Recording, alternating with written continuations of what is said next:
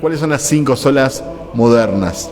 La primera, y me arriesgo porque estamos en un sábado de noche, pero solo jóvenes. Tenemos una obsesión con los jóvenes, y yo sé que la mayoría son jóvenes acá, pero analicemos tratemos de mirar un poquito para afuera lo que es el cristianismo en general, la mayoría de las iglesias. Muchas iglesias hacen iglesia pensando en los jóvenes. Mis papás, que tienen 70 años, no encajarían en la mayoría de las en la mayoría de las iglesias, por el tipo de música, por el tipo de mensaje, por el tipo de vestimenta, por el tipo de enfoque, por el tipo de actividades. Hay iglesias que directamente ellos no podrían ir, porque son iglesias de jóvenes. Y así las conocen. Y son famosas por ser iglesias para jóvenes, son iglesias millennial. Y como todo lo hacemos juvenil, la iglesia también es inmadura y no crece, porque solo vive en una eterna adolescencia. Tenemos alabanzas para jóvenes. Hay que saltar, hay que bailar, hay que hacer coreografías, ¿verdad? Y eso tiene que ver con otra sola que voy a compartir más adelante de la iglesia moderna.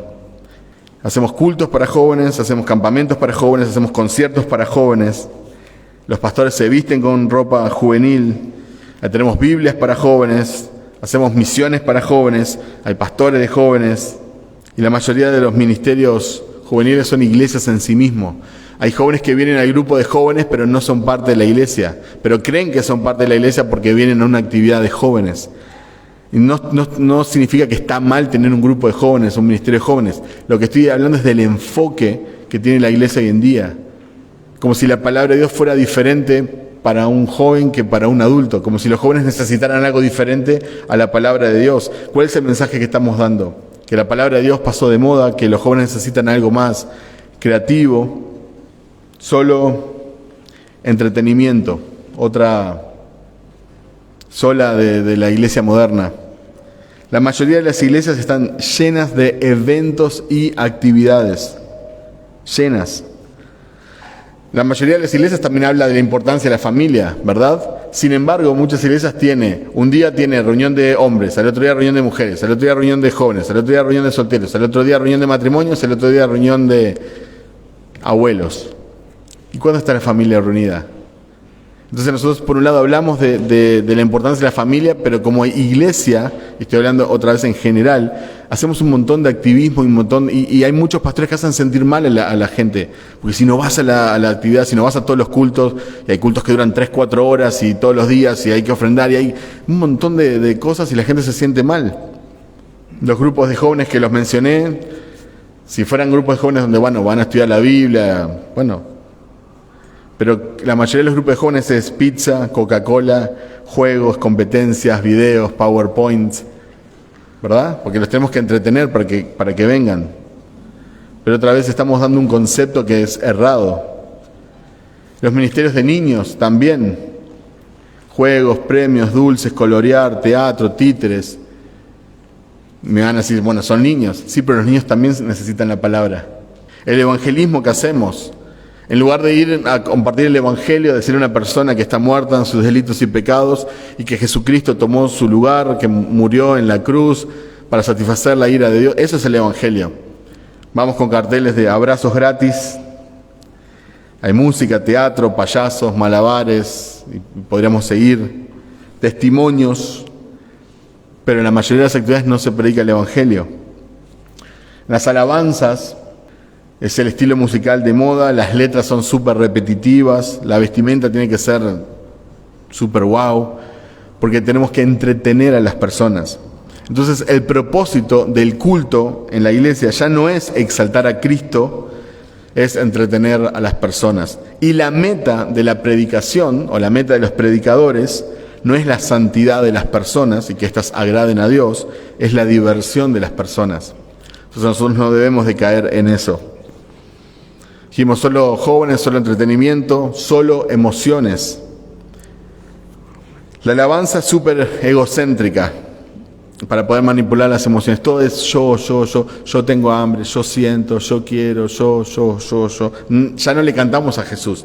Hay muchos cantantes cristianos de moda que han sido muy famosos que ya no hacen música cristiana, hacen música espiritual, porque ya no mencionan a Jesús, pero quieren que la gente se comunique con Él y con la naturaleza. Y la predicación es súper sentimental, porque parece que queremos que la gente tome decisiones impulsivas. Entonces, si los hacemos llorar o los hacemos reír y después les pedimos que tomen un compromiso o que den algo, que pasen al frente, entonces parece que la gente es más manipulable. Hemos cambiado el evangelismo, y esto está relacionado con lo otro que he dicho, obviamente, pero hemos cambiado el evangelismo por psicología humanista. Nos encanta decirle a la gente, Dios te ama incondicionalmente. Sí, Dios es amor. Dios ama en general a las personas, pero ese no es el evangelio. Si vos le decís a una persona, Dios te ama incondicionalmente, te ama así como sos, ¿para qué va a tener que cambiar la persona? ¿Por qué tendría que arrepentirse? ¿Por qué tendría que abrazar el evangelio? Si Dios la ama así como es. Eso no es el evangelio. El evangelio es Dios es santo y vos no. Y hay un problema ahí, porque Dios es santo. Entonces, creo que hemos absorbido esa psicología, ¿verdad? De cómo te sentís solo, Dios quiere acompañarte. Y hacemos ver a Dios como alguien que está desesperado por la persona en lugar de mostrar a la persona su necesidad de un Salvador. Más que pastores hay coach, entrenadores motivacionales. Los coaches te hacen sentir bien contigo mismo, pero no te muestran la necesidad de arrepentimiento para que estés bien con Dios. En la iglesia hemos cambiado el yo pienso por el yo siento. Ya no pensamos, ¿se dan cuenta? Ahora es yo siento de parte de Dios, Dios me dijo, yo siento, tengo paz. ¿Qué te pareció la predicación? Sentí, ¿qué te pareció la alabanza? Uy, sentí. Ya perdimos la posibilidad de pensar, ya no pensamos. Yo pienso que fue buena la alabanza. ¿Por qué? Porque cantamos canciones cristocéntricas, porque le cantamos al Señor, porque cantamos de sus atributos y del Evangelio. Yo pienso que hicieron un buen trabajo los muchachos, porque no manipularon las emociones. Ya no se trata de convicciones, sino de sentimientos. Solo experiencias. Otra sola de la iglesia moderna. Fíjense cuando hacemos evangelismo, se comparte un testimonio y empiezan a hablar de su vida antes de Cristo.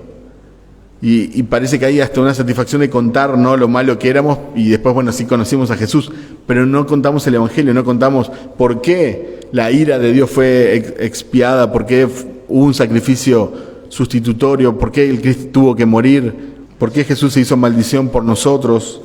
Contamos un testimonio porque lo importante es la experiencia. Cuando hablamos, por ejemplo, de los dones espirituales, y no es el tema de hoy, no voy a hablar del tema, pero ya no es que dice la palabra, es a mí me pasó, yo experimenté esto, o a fulano que creo que ama a Dios, experimentó esto, pero ya no es la palabra de Dios, no importa lo que uno sintió o experimentó, porque eso no es autoritativo. Nosotros nos equivocamos, nuestro corazón es engañoso más que todas las cosas. Hay ilusiones, hay gente que vemos volar, que la parten a la mitad, hay trucos de magia, ¿verdad? Entonces no es que lo que veo, lo que experimento, es qué dice la palabra. Escrito está. Pero lo importante hoy en día son las experiencias.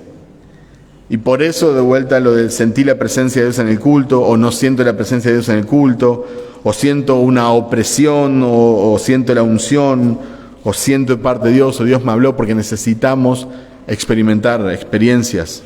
Solo local. La mayoría de las iglesias somos locales. Nos importa nuestro pequeño reino. No enviamos misioneros a otros lugares.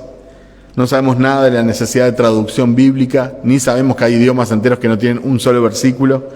No sabemos nada sobre los pueblos no alcanzados. No sabemos nada sobre la iglesia perseguida, que son nuestros hermanos. No oramos por misioneros. No ofrendamos por misioneros. No enviamos misioneros. Es una característica en general de la iglesia. Y obviamente podemos poner un montón de excusas, ¿verdad? Pero estamos viendo la realidad. 1500 años después de esta explosión, ¿sí?, de luz que se dio en la Reforma protestante, donde hubo gente que perdió su vida y levantó en alto la palabra de Dios y la verdad de Dios, la fe, la gracia, Jesús, su gloria, la palabra.